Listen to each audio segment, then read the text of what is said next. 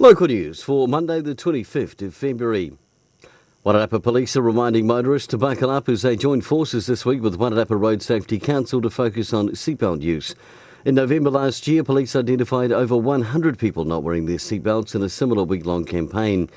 Senior Sergeant Simon DeWitt says another campaign will take place this week. Pukaha National Wildlife Centre have started 2019 by hiring an all-new marketing team. The centre is aiming to grow their visitor numbers and expand their conservation work significantly over the coming year. Health Minister David Clark says district health boards are on notice to improve their financial performance and demonstrate they have a plan to return to financial sustainability. The Ministry of Health has released monthly financial reports which show almost all DHBs are expecting to end the current financial year in the red. Wairarapa DHB recorded a negative result at the end of December of over $12 million. And bad weather forced the cancellation of yesterday's Wings Over Wairarapa show, but managed to hold off for Friday and Saturday's show, with the night show proving a real highlight.